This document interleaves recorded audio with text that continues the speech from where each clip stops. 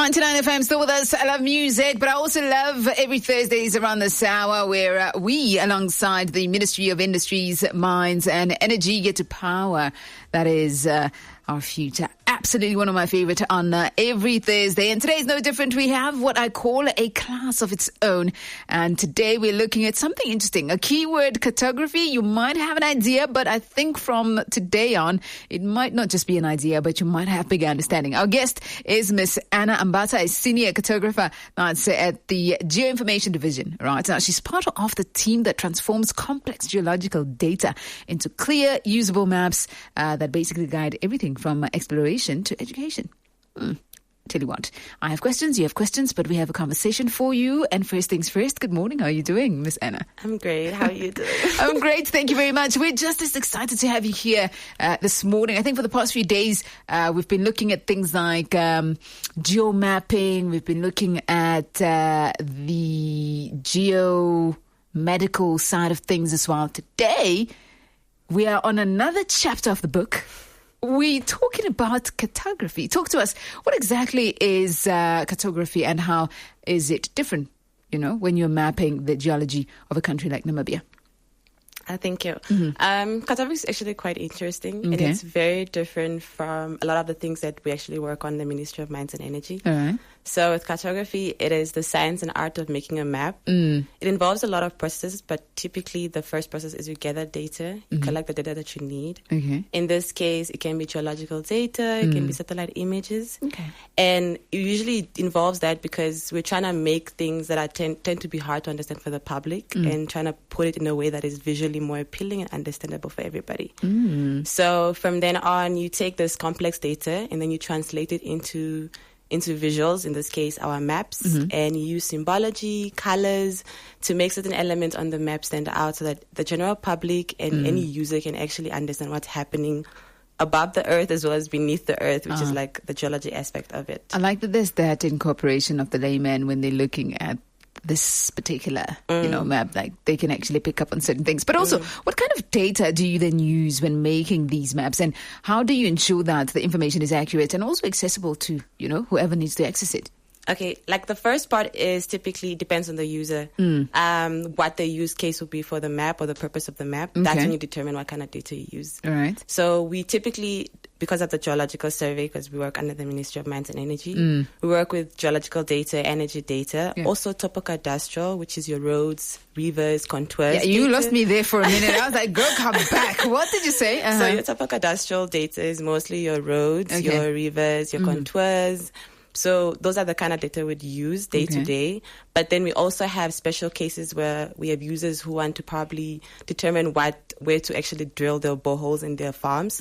So we'd use drill hole data as well as water points. Nice. So it typically extends to a lot of areas and a lot of different data, like I said, depending on the purpose of the map. Okay. So to ensure accuracy, for instance, when doing geological mapping, the geologist will go in the field to ensure that the data that we have used or are going to use is actually accurate and it's real world data. Yeah. Nice. So who are the main users of the maps that you produce, and how did these maps then support decision making?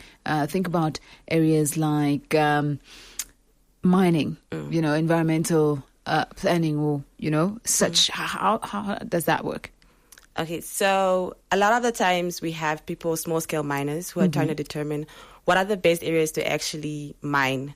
So they would come to us, then we can create like a minor prospectivity map. Okay. So this tells you which areas are prone to having minor occurrences, either in the next few years or in the next few decades. So we'd create a map like that, for instance, where we'll use geochemical data, geophysical data, geological data to determine the best suitable areas for mining, basically. So you then have also different use cases of environmental planners who are trying to assess the impact of mining on the environment. So you'd have a change detection map, for instance, that shows how the environment looked like before mining and how it looked like after mining to see the possible destruction of mining activities.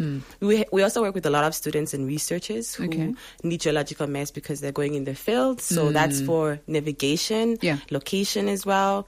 And it also extends to like recently when we had the floods, basically the flash floods, you have urban planners who are trying to determine where to actually build an infrastructures so that they're not in areas which are prone to floods, basically. Okay. So in that case, we'd work with flood data and water data.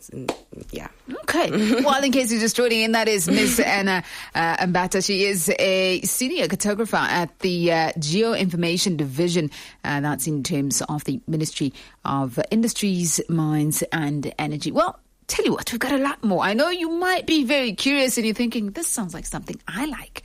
Maybe this is my career path, or maybe you are one that's already in motion being a cartographer. But if you're on the outside and really thinking, look, I've been meaning to understand if there's even anything of this nature, and you just learn that it actually does exist, we'll tap into what you might need to study for this. She'll, of course, be giving us a lot more in terms of advice for you that's possibly looking at this and saying, I found my love. We'll be back. Namibia's mining sector is the backbone of our economy, driving development and creating opportunities across the nation.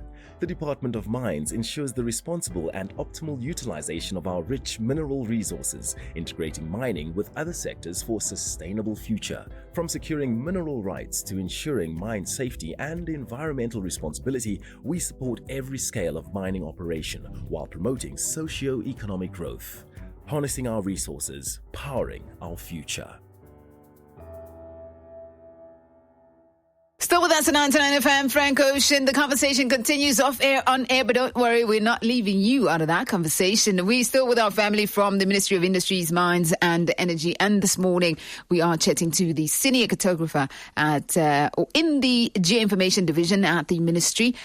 She's part of the team that really transforms complex geological data into clear, usable maps that guide everything from exploration to education. And you might have heard that conversation much earlier if you had tuned in. But of course, for you that is yearning to know what, how do I then tap into this? It sounds like you have found your match and your love for whatever it was. For some it could have been that you just didn't know the term, but what exactly she had been speaking about is what makes your heart beat faster. Your interest is just out there. And for a minute you have also, you stopped breathing until somebody said, I breathe now. Okay, that's how much you were intrigued into this conversation. But talk to us in terms of advising any person studying in this field or somebody who aspires to get into this field.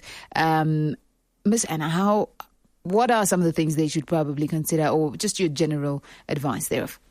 Okay, so for me, I studied geoinformation science at University of Namibia. That time, we had geoinformation science. Now it has been changed to something else. Oh, okay. But you can also do geoinformation technology at NAST. So cartography on its own is not a course. It's not a bachelor's of honors in cartography. Okay. However, it's a branch within geoinformation science. So there's other careers you can specialize in within geoinformation science. You can do cartography. Yeah. You can do remote sensing, which deals with satellite images. So there's literally a lot you can do. With cartography, I would say if you're interested in if you're a creative person, if you're interested in data and problem solving, cartography is the way to go, because you deal with all of those things. You look at your community and you're like, oh, we're experiencing drought every year. How can I help my community be able to determine the best time to plant the crop so that they get the best yield? You go into cartography, you go into geoinformation science as well. And then if you're interested in even education, you're like, oh, where is the best place to even build a school? That's cartography. So you can branch into education. You don't actually just have to be in mining. You can be in education. You can even be in healthcare. The places to actually put a clinic in a village. That's cartography. You are mapping an area and determining based on location, based on proximity to households, where to actually put a clinic. That's all cartography. So I would say if you're someone who is passionate about your community, helping your community, solving problems in your community, I would say get into cartography, of course. It's interesting, it's fascinating, it is growing with the implementations of now drones for mapping. We have now AI. You can build models to automate a lot of the processes that cartographers usually do. You can innovate in cartography. So if you're anyone interested, study geoinformation technology at NAST, and then once you graduate, you can then specialize in cartography. You can go on to do your master's in cartography even, and from then on you can work for an organization, or you can consult as a cartographer and help out within your community, within NGOs as well, and you can branch from there.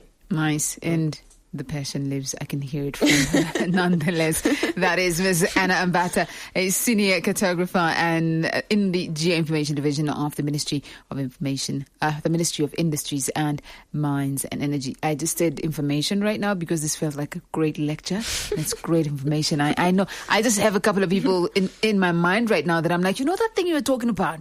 I actually met someone, and this is what you can do, and I think you can also do the same as a listener. You might know a cousin, a niece, a nephew, and possibly as a parent, your child has been talking about these things, and you're just like, what is this? But today, because you got to sit in and listen to this conversation, I think you know how to go about it. Well, we got to say goodbye to you, sadly, but before we do any of that, any final words from your side?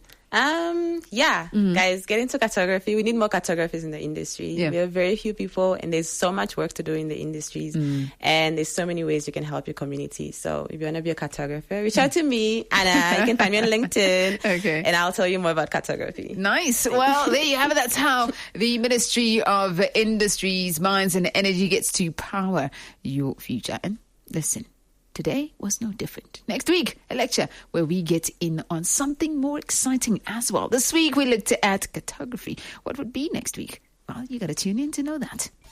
Feel good on 99 FM.